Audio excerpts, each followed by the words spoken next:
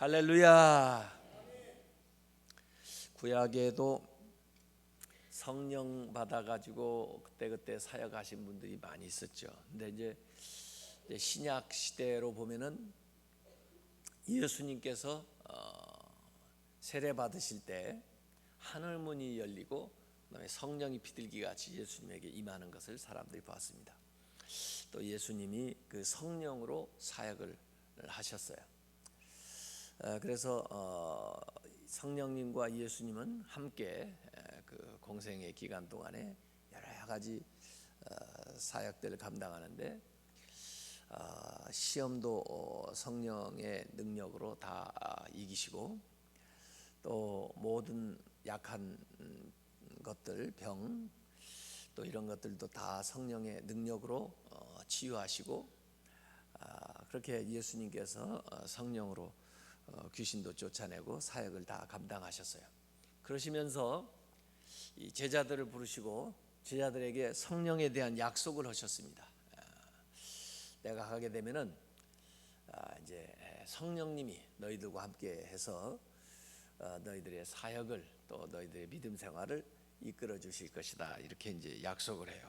그래서 누가복음 24장 49절에 보면 볼지어다 내가 내 아버지의 약속하신 것을 너희에게 보내리니 너희는 위로부터 능력을 입을 때까지 이 성에 유하라 그래요. 그래서 이 성령은 위로부터 오시는 능력이에요.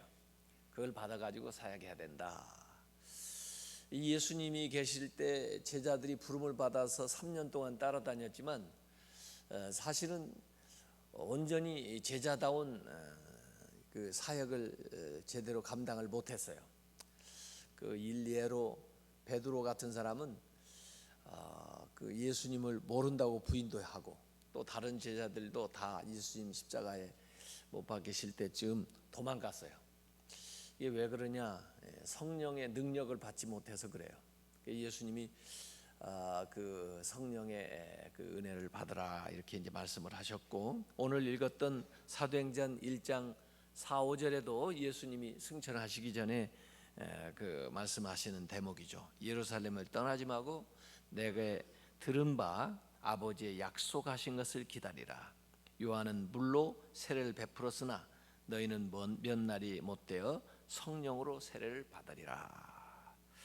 그리고 이 사도행전 2장 39절에 또 이제 성령 받은 사도 베드로가 얘기하는 대목이 나옵니다. 이 약속은 성령에 대한 이 약속은 너희와 너희 자녀와 모든 먼데 사람 곧 주 우리 하나님이 얼마든지 부르시는 자들에게 하신 것이라 했습니다.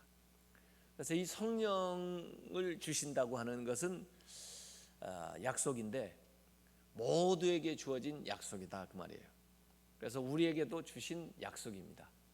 성령의 충만을 받으시기 바랍니다.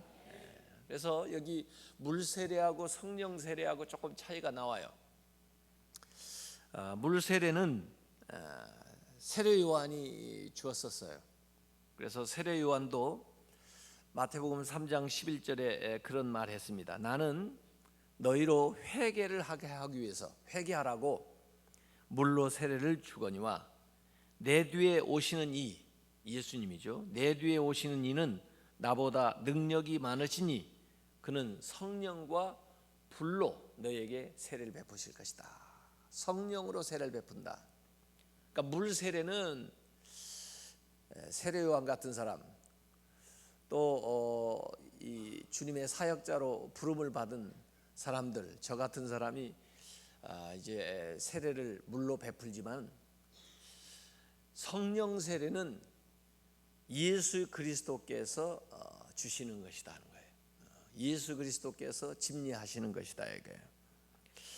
그래서 우리가 물 세례만 받는 것이 아니고 성령 세례까지 받아야 되는 것을 믿으시기를 바랍니다.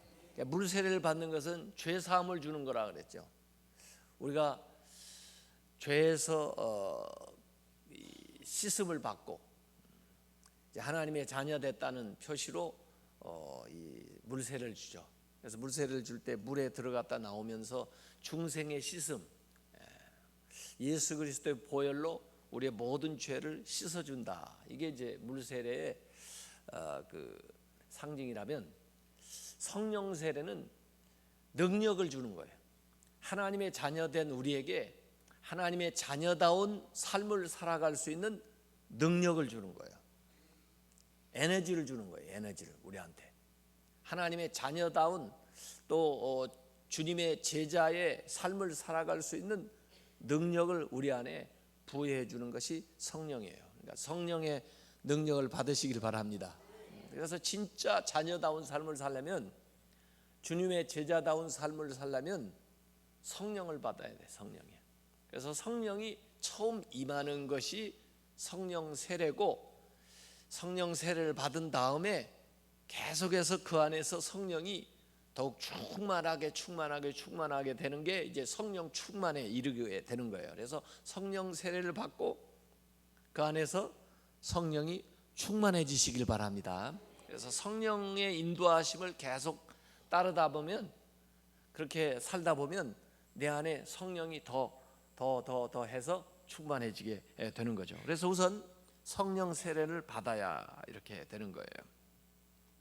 그래서 예수님도 이 세상에 오셔서 성령으로 사역을 하시고 또 복음을 전파하시고 이렇게 성경에 나와요. 사도행전 3장 16절에 보면, 예수께서 세례를 받으시고 곧 물에서 올라오실 때 하늘이 열리고 하나님의 성령이 비둘기같이 내려 자기 위에 임하심을 보시더니, 이렇게 그 세례와 동시에 성령이 임하는 것이 나와 있어요. 사도행전 10장 38절에 하나님이 나사렛 예수에게 성령과 능력을 기름 붓듯 하셨음에 저가 두루 다니시며 착한 일을 행하시고 마귀에게 눌린 모든 자를 고치셨다. 이 성령이 하시는 일이에요. 누가복음 4장 18절에도 주의 성령이 내게 임하셨으니 이는 내게 복음을 전하게 하시려고, 성령 받아 복음을 전하는 거예요. 내게 기름을 부으셨다. 이렇게 얘기를 하셨어요. 그래서 우리가 신앙적인 훈련, 우리 인간의 어떤 지적인 노력, 이런 것만 가지고는 부족하고 위로부터 부으시는 성령의 능력을 받으시길 바랍니다. 그래서 성령의 능력을 받아 나가야 돼요. 그래서 사도행전에도 보면은 예루살렘을 떠나지 말고 약속하신 성령을 기다려라 해서 제자들이 120명이 방에 모여가지고 간절히 기도를 합니다. 그때 하늘로부터 위로부터 성령이 바람같이 불같이 그 모든 기도하는 사람들에게 임해서 그들이 성령 받아가지고 그다음에 예루살렘, 온 유다, 사마리아 땅끝까지 주님의 증인이 된 것을 믿으시길 바랍니다. 이렇게 성령으로 세례를 받아야 능력자들이 돼서 복음을 증거하는 증인이 되는 거예요. 그래서 물 세례는 우리가 구원받은 표로 받는 거지만은, 성령 세례는 구원받은 사람이 능력을 얻어 증인이 되도록 이렇게 주시는 거예요. 그래서 성령을 받아야 열심 있는 신자가 되고 또 나아가서 주님을 증거하는 그런 능력 있는 신앙생활을 하는 것을 믿으시길 바랍니다. 이 시간상의 그 차이를 보면요, 예수님은 아까 말씀드린 대로 물세례와 성령 세례가 동시에 임했죠. 동시에 임하는 사람도 있고, 또 어떤 사람은 물세례를 받고 신앙생활을 하다가 어느 때 성령 세례를 받은 사람이 있더라고요. 이제 사도행전 18장 24절부터 19장까지 나오는 알렉산드리아의 그 아볼로라는 사람이 있는데, 이 아볼로라는 사람은 참 지성적이었던 사람인 것 같아요. 그래서 아는 것도 많고 또 말도 잘하고, 그래서 열정적으로 설교도 하고 성경도 가르쳤는데, 가만히 보니까 요한의 세례는 아는데 아직 성령에 대해서 성령 세례를 받지를 못한 거예요. 그러니까 그가 하는 사역은 성령의 에너지가 아니고 지성적인 또 육신의 그 힘으로 일하는 거죠. 그러니까 그런 매력 있는 사람은 됐을지 몰라도 능력 있는 사람은 아직 못 된 거죠. 그래서 그 브리스길라 아굴라 이분들이 가서 보니까 그래요.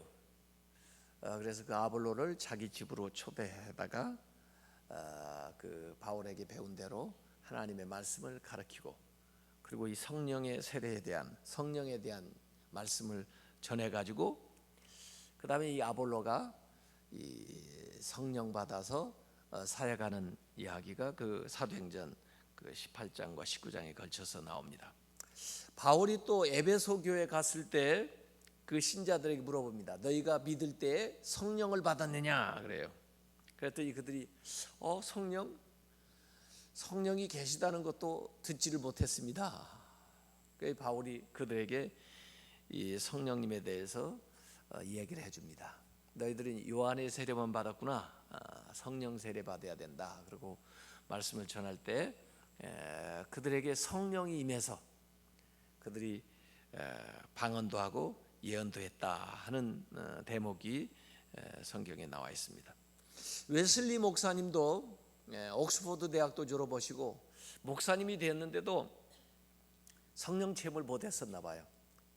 가지고 그 사역 자체가 공고하고 힘들고 그냥 포기하려고까지 하셨다가 그 다음에 그 올더스트 게이트 광장에서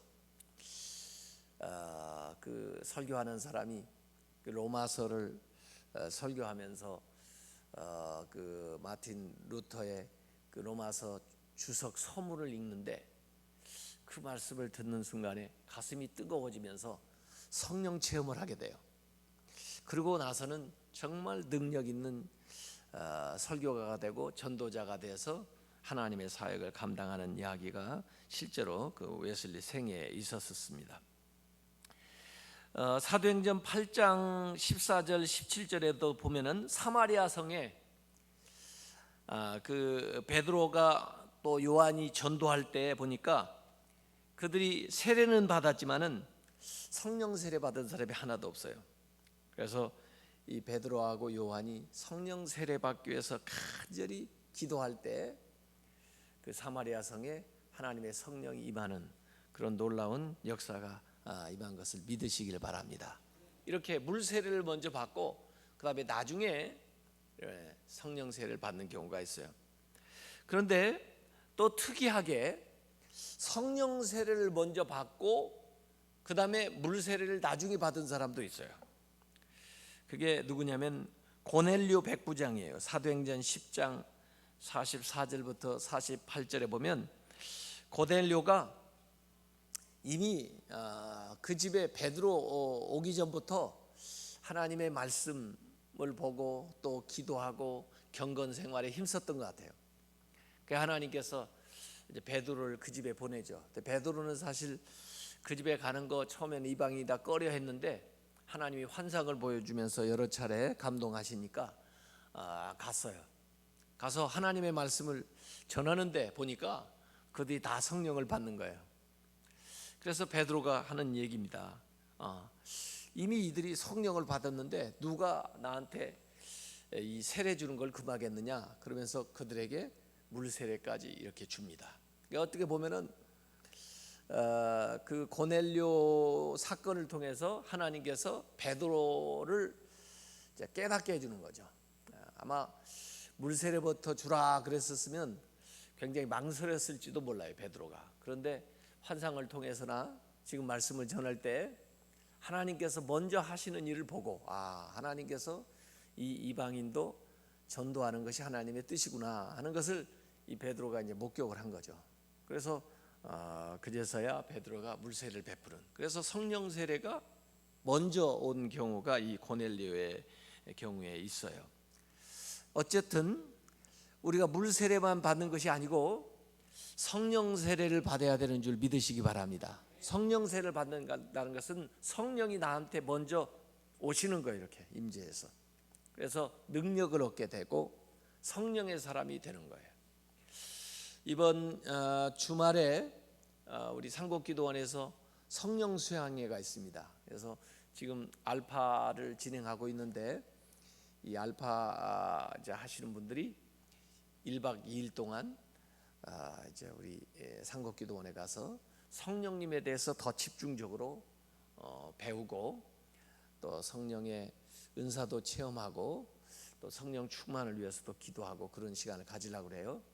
위해서 기도해 주시고 또 정말 성령님을 다시 한번 충만하게 경험하기 원하신다 그런 분들은 산곡기도원으로 오셔가지고 같이 기도하면은 좋겠습니다. 이 성령이 언제 우리에게 임하느냐? 하나님의 말씀을 들을 때, 또 우리가 열심히 성령 약속하셨으니까 약속하신 성령을 구하면서 기도할 때, 그리고 또 우리가 죄에서 돌이키고 회개할 때, 그리고 간절히 사모하는 마음을 가질 때 성령께서 우리 안에 충만하게 나타나게 되는 것입니다. 그래서 우리의 믿음 생활은 성령님이 이끄시는 생활이 되어야 돼요. 그래서 성령님께서 우리 안에서 일하시고 성령님 우리를 통해서 일하시도록 성령님을 계속해서 구하고 또 성령님 안에서 믿음 생활을 하시기를 주님의 이름으로 축원합니다. 이 시간에 기도하겠습니다. 여러분이 우선 간절하게 성령 충만을 위해서 성령님 내 안에 오셔서 나를 충만케 해주시고 나를 뜨겁게 해주시고 성령으로 살아갈 수 있도록 인도하여 주시옵소서. 이 시간 우리 성령을 구하는 기도 주여 3번 부르고 기도하도록 하겠습니다. 주여